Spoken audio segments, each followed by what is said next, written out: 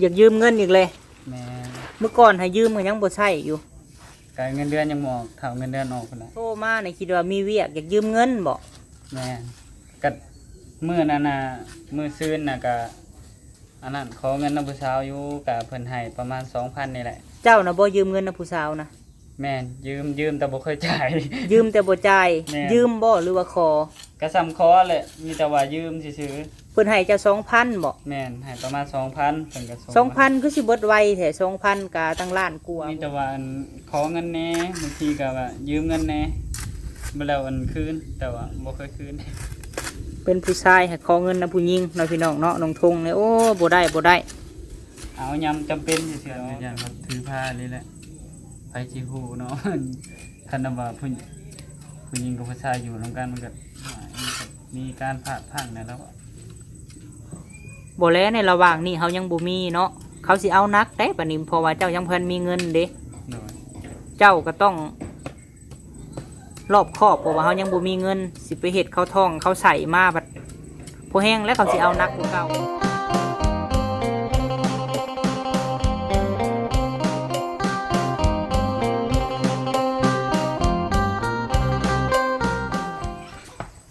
กราบสบายดีพ่อแม่พี่น้องสุขุสุคนเด้อเนาะพี่น้องเนาะสุหม่องสุบอน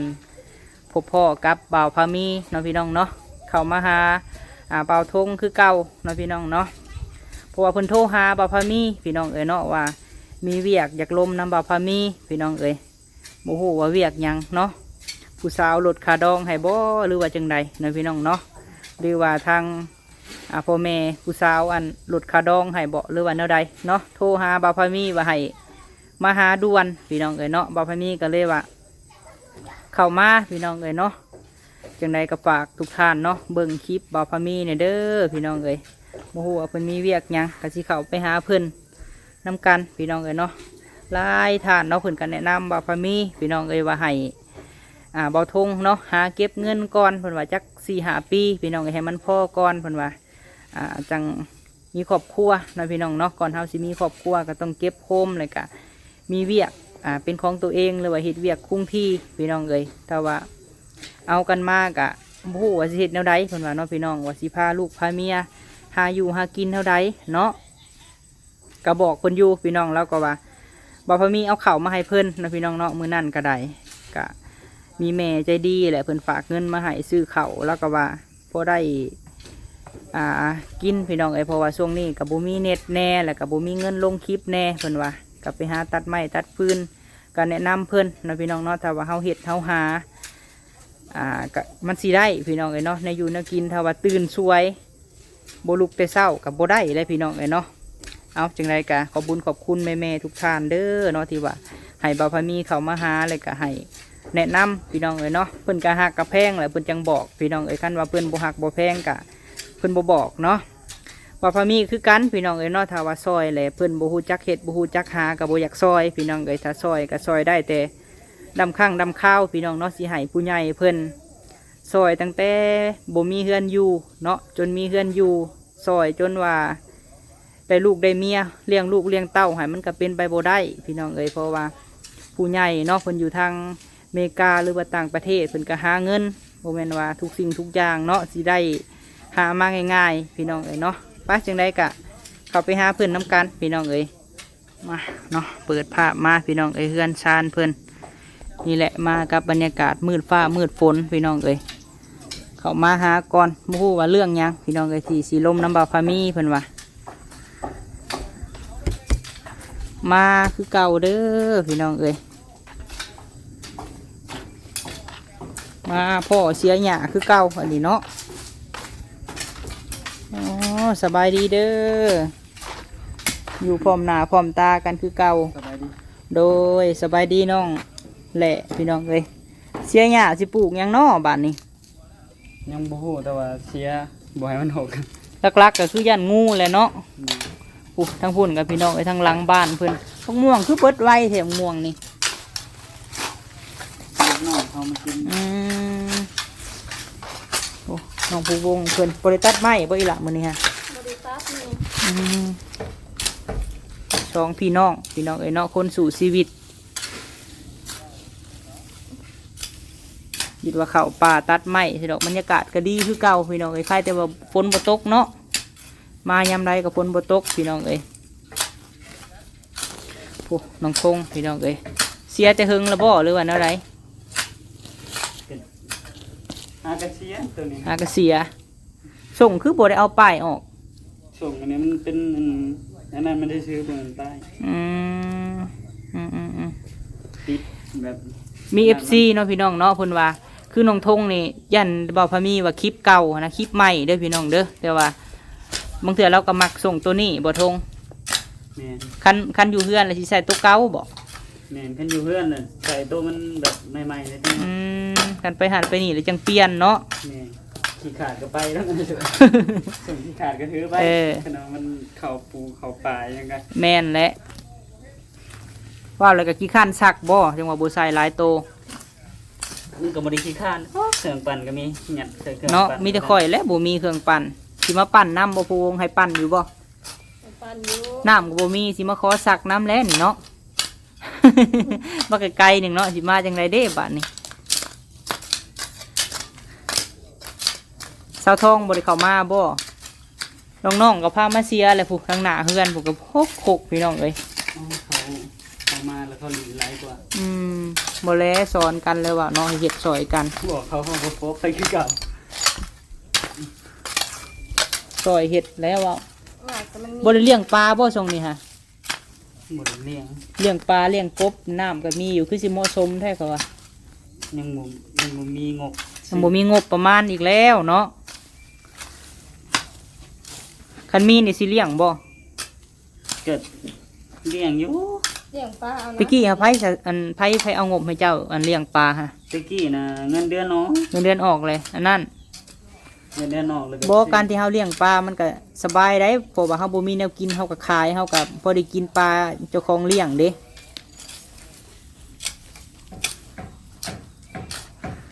ทางแล้วก็หาแนวปลูกใช้ต้นบงหุ่งเฮือนข่อยก็หลายอยู่เด้ไปขุดเอาเด้อพวงเด้อ โดย คุณแล้วปลูกเพื่อนน้องแหล่คนนี้ เพื่อนเจ้าบ่ได้ปลูกหยังบ่ซะ เต็มคงเต็มเลยนี่ตัวนี้ก็เด็กเป็นผัวเลย โดย เอาหนูบ่มีหมาหุ้งอยู่เฮือนนะยัง ไปขุดเอาเฮือนอ้ายก็ได้หลายอยู่ อยู่เพื่อนน้องแหล่คนน่ะบ่ มี มี แต่มาเอาเฮือนได้ทุก เออ หมาหุ้ง ปลูกซะแล้วมีน้ำมีในข่อยคือจักปลูกแท้ดินใหม่ข่อยมาปลูกเลยได้มื้อนั้นเกิดเบิ่นเลยได้ เออ แต่อันนี้มันบ่ให้มากวันเลยเว้ย มาหุงผูบ่ เพราะอันนี้มันบ่ให้มากตัวนี้ อืม ในมัน ในมันหลายนะ โดย บอก ในมันบ่มี หุงบ่มีนายขี้ที่นายว่าเลยก็ได้ ก็ว่ามันบ่ให้มา มันบ่ให้ในมัน บ่ บ่ เข้า พิษ ใจนั่น เออ บ่พิษมันบ่ให้ในมันนั่นแหละมันบ่ได้ขี้ทีมากได้เต็มทุกเรื่อง โดย เอาเข้ามาแล้วพี่น้องเอ้ยบาทนี่เป็นจังไดคือโทรหาข่อยเนาะ อ๋อพอดีอยากยืมเงินใส่น้ำมันรถอหย่างนี้แหละ เอ้า พอดี ยืม มัน เงินอีกแล้วพี่น้องเอ้ยบาทนี่ เอาตอนนี้ก็ยังบ่ได้ เงินเดือนยังบ่ออก อยากยืมเงินอีกเลย แม่ เมื่อก่อนให้ยืมก็ยังบ่ใช้อยู่ การเงินเดือนยังบ่ออกถ้าเงินเดือนออกพุ่นน่ะ โทรมาในคิดว่ามีเวียกอยากยืมเงินบ่ แม่ก็มื้อนั้นน่ะ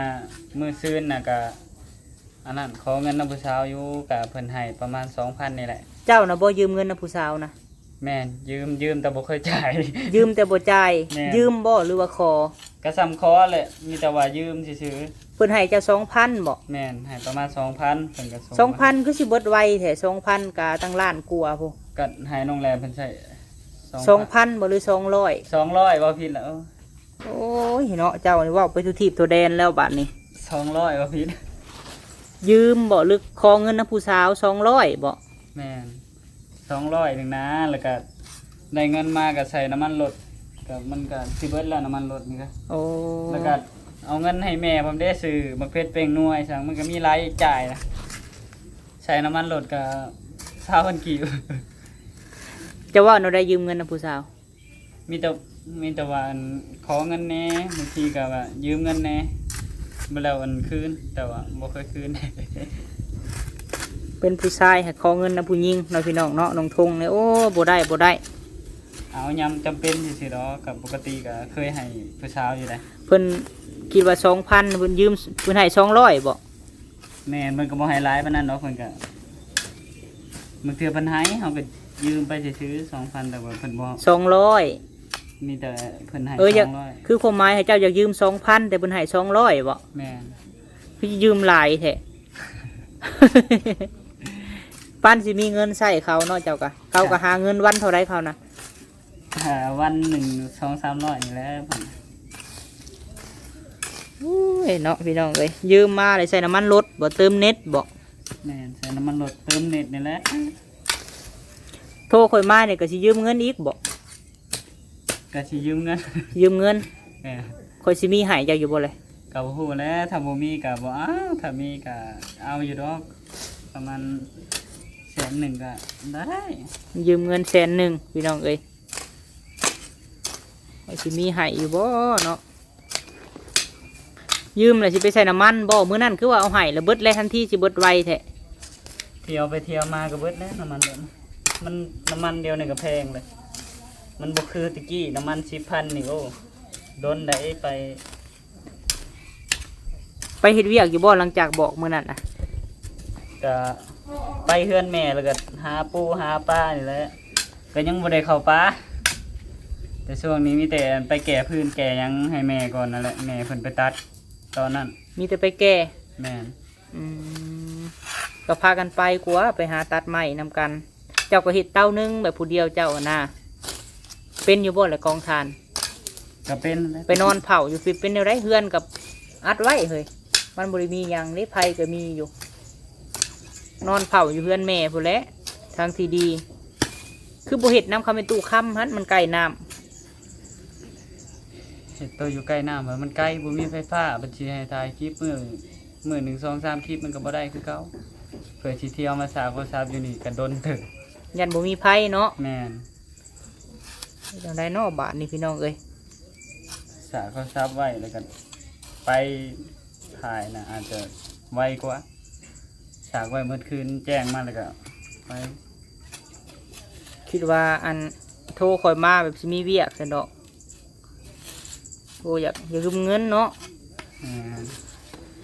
อ้ายพี่น้องเอ้ยเนาะเบิ่นหากระเซาหล่าบาพมีนี่คือว่าบาพมีก็เงินบ่หลายปานใดเนาะว่าแล้วก็ได้ ถ้าบ่มีก็บ่เป็นหยัง โดย มีอยู่แต่บ่หลายอ่ะนะค่อยก็ได้ แต่ช่วงนี้ก็ขอยืมก่อนถ้าช่วงมีก็สิคืนเนาะ จนมีจังแท่นบ่ แม่นอันนี้ยืมได้นี่บ่แม่นให้อันบ่าวเขามีให้ละล่าได้ ยืม แม่น ข่อยก็บ่มีคือกันทวงเอ้ยเว้าแล้วก็ได้ครอบครัวเนาะ โดย อันนี้บ่แม่นว่าปฏิเสธมื้อหน้าข่อยก็ให้เด้มื้อหน้าก็ได้ โดย ไผก็หาเช้ากินค่ำคือกันเนาะแล้วเอื้อหล่าเพิ่นก็ยืมน้ำข่อยเด้ เราก็ยืมตล ยื อ ม ดนะเนาะ ยืมตลอดอยู่เอื้อหล่าก็ได้ เมื่อ แต่ กี้ ว่า ก็บ่กล้ายืมบ่าวเขามีเนาะเพราะยันบ่ค่อยมีก็บ่มีคือกัน บัดนี้กล้าบ่บัดนี้ฮะ เอาคำว่าอยากยืมก็ได้ก็เลยอันอยากยืมเบอร์มึงบางทีก็บ่ให้ก็บ่เป็นหยังก็อยากลอง โดย มเบิ่ง ก็มีอยู่แต่ว่าบ่หลายเนาะความหมายก็ได้คันคือข่อยให้แล้วจะว่าบ่มีเน็ตก็อยากให้เจ้าเติมเน็ตเด้อความหมายเด้อ โดย บ่แม่นว่าให้แล้วสิไปซื้อแนวอื่นหันนะความหมาย ก็น้ำมันลดแล้วก็ช่วงนี้ก็เน็ตมีอยู่เพราะว่าเติมรายเดือนตอนนั้นเด้ อยากซื้อน้ำมันบ่ แม่นน้ำมัน สมมุติ ลด ว่าคันข่อยให้แล้วเจ้าต้องไปใส่น้ำมันรถให้มันเต็มถังข่อยก็มีบ่หลายเพราะว่าเจ้าก็คือเจ้าฮู้แหละครอบครัวข่อยเป็นครอบครัวใหญ่แล้วก็ซื้อน้ำซื้อในอีหยังเพราะว่าชุมเจ้ากับน้ำชุมเจ้าก็บ่ได้ซื้อเนาะว่าแล้วก็ได้ โดย น้ำก็บ่ได้ซื้อมีแต่เสียค่าไฟ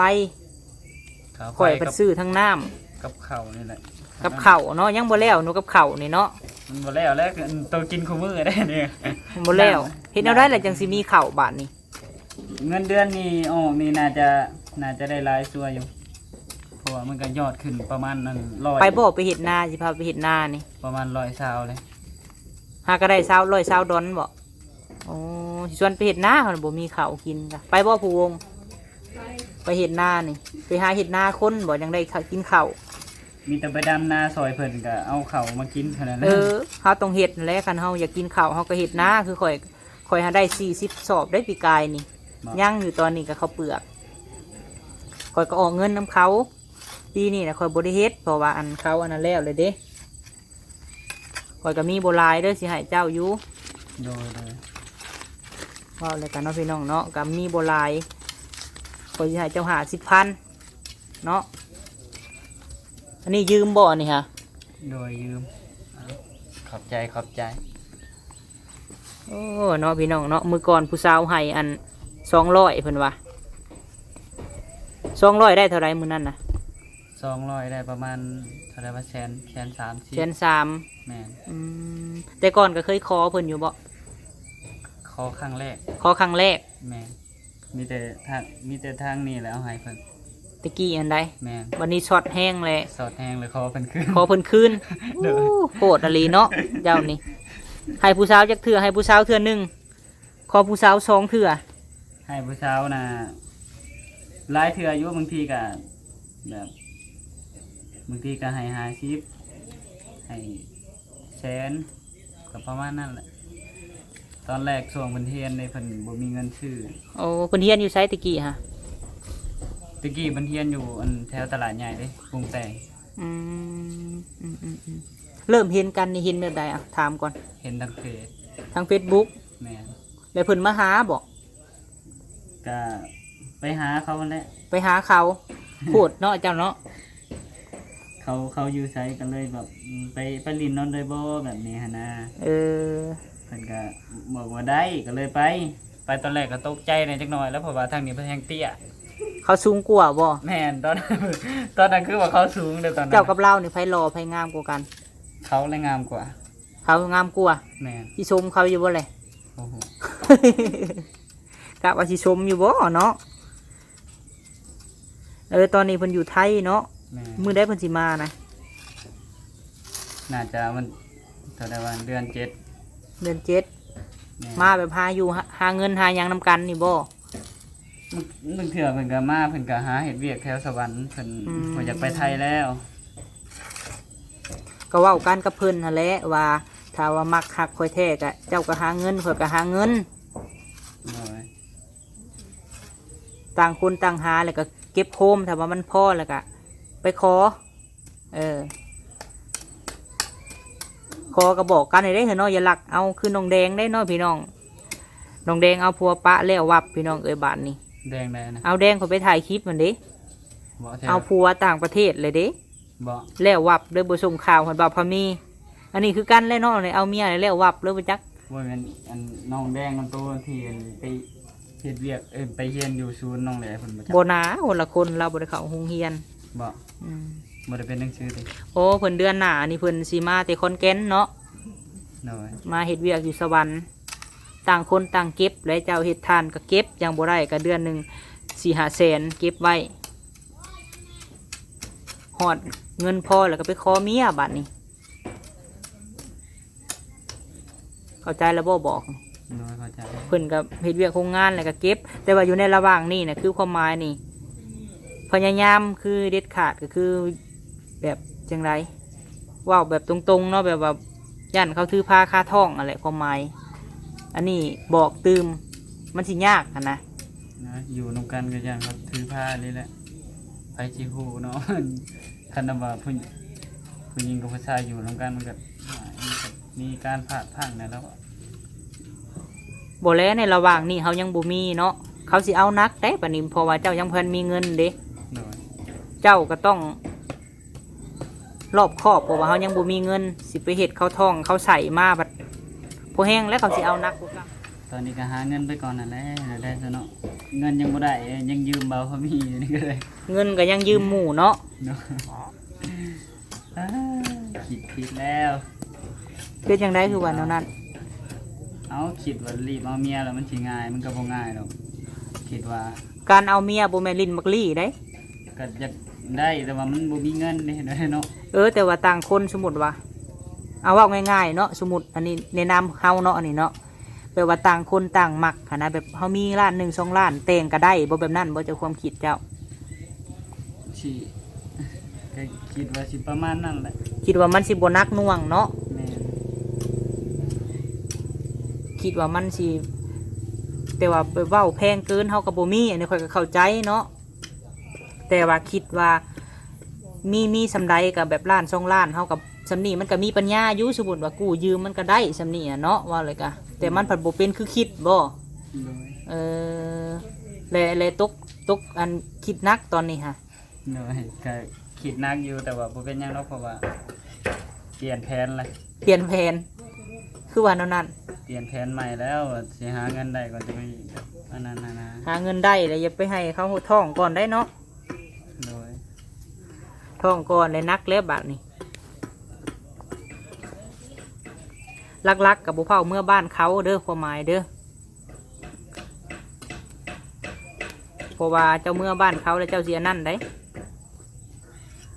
ตะกี้หันเจ้าบ่ฮู้บ่เจ้าจังเมื่อหรือว่าแนวใด ก็สิฮู้อีหยังเอาตะกี้เหมือนกันเลย เป็นผู้บ่าวผู้สาวเลยเมื่อเนาะ แม่น ตามฮีดคองเฮากับพี่น้องเลยเนาะแบบเฮาต้องมีผู้สาวก็ต้องให้มันเป็นนะความหมายฮะถือพาคาท่องมามันยากได้เพิ่นว่าเอาแพงได้ฮีดคองลาวเฮาจากแลทางอื่นมันสิบ่คือกันนะเพราะว่าพ่อแม่ทางใดเขากับบ่ป้าฮีดคอง แต่ว่าคันนักหน่วงกับเฮาบ่มีเว้าเลยกะ โดย คือซ้ำเจ้านี่แหละเนาะสมมุติว่าคาดองแพงคือแบบซี่แล้วนี่ไผสิมีปัญญาซอยเฮาหา10 ล้าน60 ล้านหาเงินแต่น้อยจนเฒ่าก็บ่ได้ว้าวแพงมันก็โพดเนาะจะว่าบ่ บ่คิดเห็นคันเท่าทงนี่หาเงินได้นี่คืออยู่อันนี้เงินก็ยังยืมหมู่อยู่ เพิ่นสิเห็นเฮือนหลังนี้มันใหญ่แล้วบ่เพิ่นจังไหลแพง เจ้าบ่ได้บอกเพิ่นบ่ว่าเฮือนหลังนี้ก็เขาซอย ก็บอกว่าทุกอย่างแล้วแต่ว่าเพิ่นว่าเฮือนบ้านไกลกันแบบว่า คนละบ้านกันเพิ่นก็ว่าแพงแหน่จักหน่อยแหละมันบ่แม่นบ้านเดียวกันเนาะ คือบ้านเดียวกันเลยถึกซะเนาะ แม่น เสียดายเจ้าบ่ได้อยู่พุ่นเด้ว่ะ คันอยู่พุ่นจักว่าสิได้อันคาดองถึกบ่จักเนาะ แม่น เอาฮีดเพิ่นแบบนี้บ่ซะ บ้านอยู่ใกล้กันก็ขาดองรุดบ่แพงปานใดถ้าว่าอยู่ใกล้กันแบบนี้นะก็ขาดองแพง นักเนาะ แม่น บ่คิดว่าลูกเคยบ่มีซ้ำลูกเคยก็เพิ่นซอยเรือมา ก็อยากอยู่ใกล้เพิ่นพุ่นแหละอยากมีบ้านแถวนั้นแต่มันบ่มี อย่าแลเก็บโฮมเอาเมียก็เฮาอยากได้เองหาจัก4-5 ปีนี่ก็ได้แล้วค่อยซื้อเอาไป 4-5 ปีนี่ได้แท้อดเอาใจเย็นๆขอแต่อย่าเฮ็ดเข้าท้อง เขาบ่เขายังบ่ได้มานี่เห็น เขาก็อยู่ใกล้อยู่ แต่ว่าคือเขาไปมาเนี่ยก็ให้ระวังได้เพราะว่าเขามาดำเถื่อสิว่าท้องกับเฮาอีกบ่แห้งนี่แหละ มันยากได้ทงเอ้ยการมีครอบครัวคิดคักๆก่อนสิมีครอบครัวก็ได้ รู้สึกว่ารอบคอบอยู่นะแต่ว่า ฮะ จังได๋ก็รอบคอบอยู่ได้เลย รอบคอบ รอบคอบอยู่ เจ้าอันใด แม่น ก็เนาะแนวใดก็ได้ทั้งพุ่นเด้ซะบ่อยากมีครอบครัวบ่ขะดองเท่าไรทั้งพุ่นนะอย่าเว้านักหลายได้เนาะผู้บ่าวบ่มีเด้ จนอยู่ก็เดียวหลายๆเลยเด้อ คิดใส่เลยเนาะใส่เพิ่นใส่โตอะไรพี่น้องเอ้ยบ่ต้องมีดอกล่ะเอ้ยผู้บ่าวก็ได้ผัวก็ให้มันใหญ่ก่อนหาเงินหาคำให้มันได้ให้มันเก่งก่อนจังมีครอบครัวน่ะคือมอทงนี่ตกระกรรมลำบากได้คิดนักได้บัดนี้คิดบ่เข้าบ่ออกแล้ว คันผู้หญิงน่ะก็สบายดอกเขามาขอเอา เขาเป็นผู้ชายหน่อยเราได้ไปขอเขาเงินเพิ่นบ่มี ไม่ยิ่งก็ยากทงเอ้ย ยากบ่ ถ้าว่ามีอันปูญาหลายก็เครื่องสมมัติสมมาหลายผู้จักคิดเวียกคิดงานแห่งหลายมันโบเนี่ยมันโบง่ายเด้ปันนี้การที่เฮามีครอบครัวมันก็ใช้ชีวิตอีกแบบหนึ่งไปใช้กับโบได้ไปหลินไปเที่ยวกับโบได้บัดนี้ปัญหาหนึ่งบัดนี้จังหน่อยมีลูกอีกแห่งยากบัดนี้ มีแต่บ่พาเอาลูกเท่านั้นแหละจะมีกินไปแล้ว อืมมีกินมีไส้จังว่าเรื่องนั้นนะเอาชีวิตเฮาให้มันรอดก่อนเฮ็ดหาไปสิแหละ นั่งอยู่นี่ก็ยุ่งเต็มอยู่ ดูหมันขยันบ่ได้ออกมาบ่เจ้าของที่ทางหลังนี่ อันเนี้ย แม่น บ่ได้นอกมาแต่โดนเลย เออ ตู้ป้าไว้แล้วก็จ่อยเลย รถไผอันนี้ฮะ รถน้องแลเพิ่นนั่นเด้ รถบ่ได้มีน้ำมันบ่ บ่มีน้ำมัน รถบ่มีน้ำมันคือเพลงเนาะ นี่รถบ่มีน้ำมัน จนหน่อยกระทั่งแห้งแล้วนี่ขี่รถแนวได้จนว่าบ่มีน้ำมันเมื่อก่อนน่ะข่อยก็ใช้ให้เลยได้พี่น้องเอ้ย นะ บ่มีจักดีแมันบ่ นี่ บ่แม่นสิยืมรถข่อยซ้ำบ่จักไปซื้อน้ำมันนี่ ไปได้อยู่ที่หิวโอ้พอไป อันนี้ ได้ยู่ FC บ่ซื้อให้หรือว่าซื้อเอง อันนี้มี FC มันซื้อให้ โอ้ คันอยู่เฮือนพุ่นซื้อ ว่ารถตัวเองตีนหัวยังบ่ทันไปจอดซ้ำแมันบ่ นี่ ขี่รถตัวนี้นั่งแลบ่มีบัดนี่ ให้น้องแลมันใส่แล้วเลย เออ แต่ว่าเอามาใส่ซ้ำ แล่เอ้ยเขาสิเอามาใส่ได้รถเจ้าบัดนี่ตัวนั้นมันตีนหัวบ่ แม่นตีนหลังหัว อืม ตีนหลังอันนี้มันบางนะเด้นี่ทางนอกนี่มันบางเลย อืม มันเปลี่ยนยางกับมันก็หัวตลอดเนี่ยได้ใช่ เสกนำแล้วว่าเป็นตะขี่บ่เป็นเบิ่งเขาห่านตลอดตีนก็แวบแม่นบ่ซ่อน2ซ่อน3มันก็เพ่แล้วรถว่า เอาบางทีก็แม่ครับพาน้องไปหูอึ้นไป ไผขับนั่งแหละ ก็ซ่อนไว้คนเดียวบางที อืม ซ่อนคนเดียวเป็นคนเป็น10 คน รักษาแล้วว่าแนวใดของเฮามันสิกุมได้โดนรถจีนอยู่แต่ว่าคันเฮารักษามันก็กุมได้โดนอีหยังกะขึ้นกับคนเด้บ่แม่นสิว่ามีแต่ของไทยของหยังก็ดีเบิดพี่น้องเอ้ยแต่ว่าเพียงแต่เฮารักษาได้ คือของข่อยรถแดงข่อยเท่าไหร่9 ปี10 ปีเลยรถแดงเห็นบ่รถแดงตะกี้พูยังได้ฮอดคู่มือนี่ มันก็โดนอยู่ อันใดมันก็ขึ้นอยู่กับเฮาเลยทุกสิ่งทุกอย่างคันเฮารักษามันเฮาก็ได้คันเฮาบ่รักษามันก็บ่ได้ มันคาแต่บ่มีเงินแปลงแล้วมันเพมันยังมาปลาไว้ละปลาไว้โดนมันให้เพเพิ่มแล้วบ่จัก อยู่ในบ่รถเจ้าตอนนี้ฮะมันเป็นหยัง ตีนรถมันหัวซื่อ ตีนหัวพี่น้องเอ้ยยังบ่มีเงินจอดแม่นบ่ ๆตีนรถหัวกับฝั่งยางนอกมันอันนั้นเด้ อืม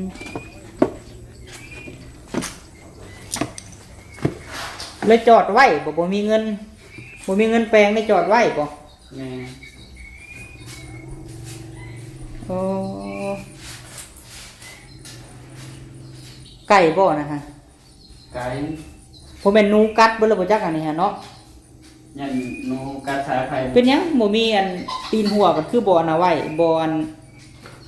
บ่สตาร์ทเครื่องให้มันอุ่นจักมื้อแล้วมันหัวนี่นะ น่าจะหลายมื้อ อย่าเว้าได้เดือนหนึงฮะ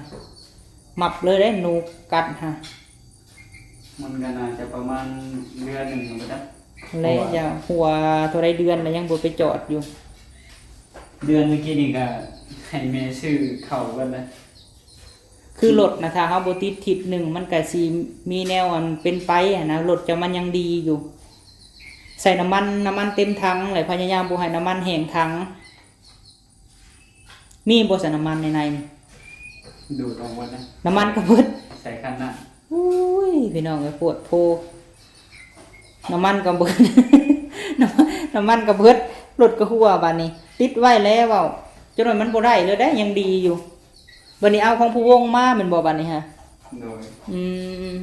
เดือนนี้ก็ได้ละเงินนะสิเปลี่ยนยางนอกยางในของมันบางละโอ้มันจนบ่อย่างนี้ห้อยเลยเนี่ย อยู่เนาะเท่าได้ปีเลยเฮิงเติบแล้วมันบ่ซื้อมานี่ โดยก็ปีหนึงแล้ว เออโอ้ยุงหลายอีหลีเนาะเฮือนเจ้าเนาะ ยุงเต็ม ตัวเป็นแปลนอยู่ก็ได้ปะออกปะ ไก่ป่า อืมใครจะตู้ซักผ้าเนาะบ่ได้ใส่อันน้ำมันนั่นน่ะสิใส่น้ำมันตู้ซักผ้าอีกเด้ฮะ แต่มันคือสบายใจแล้ว โอ้ยน้องพี่น้องเอ้ย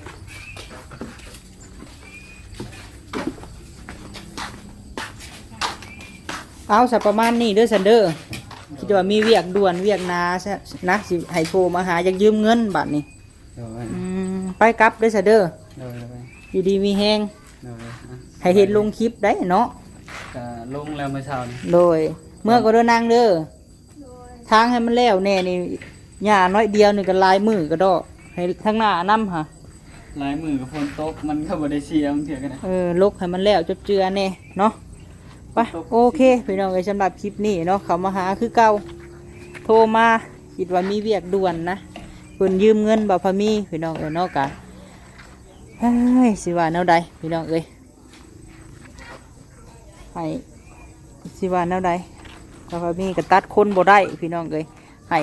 50,000มีบ่หลายบ่พอมีก็ได้พอได้เพิ่นลงคลิปเพิ่นว่าน้ำมันรถก็บ่มีรถก็เอารถผู้วงมาขี่พี่น้องเอ้ยบัดนี้ฮะเอาจึงได้ก็ฝากพ่อแม่พี่น้องเนาะเป็นกำลังใจให้เด้อพี่น้องเอ้ย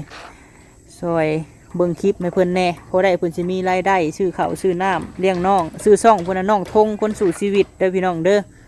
เนาะฝากกดติดตามให้เราแน่พอได้เราอันเฮ็ดคลิปนู่นนั่นนี่และเพิ่นก็เสียหญ้าเสียหยังแหละชีวิตประจำวันเพิ่นตัดไม้พี่น้องเอ้ยไปขอบคุณ FC เนาะสุหม่องสุบอนที่ให้กำลังแห่งใจพี่น้องเอ้ยมาตลอดเนาะที่บ่ปะบ่ทิ่มพี่น้องเอ้ยฝากพ่อแม่พี่น้องกดไลค์กดแชร์เนาะคลิปนี้บ่พอมีสิเมื่อก่อนคิดว่าเพิ่นมีเวียกด่วนเวียกหยังพี่น้องเอ้ยก็เลยเข้ามาจริงๆเพิ่นอยากยืมเงินเพิ่นว่าบ่พอมีก็บ่มีอะไรพี่น้องเอ้ยหาเงินเพื่อสิได้เนาะเพราะว่าเวลาเพิ่นก็ยืมนำบ่พอมีตลอดบางเทื่อบ่พอมีก็เอาพี่น้องเอ้ยบางเทื่อบ่พอมีก็เพิ่นก็บ่ได้ใช้เลยเนาะภายก็ได้เฮาก็เป็นคนที่ว่าตัดหมู่บ่ได้พี่น้องเอ้ยมีเพิ่นจักแบ่งปันคิดเห็นเนาะไปขอบคุณสุหม่องสุบอนพี่น้องสำหรับคลิปนี้สบายดีเด้อพี่น้องเด้อ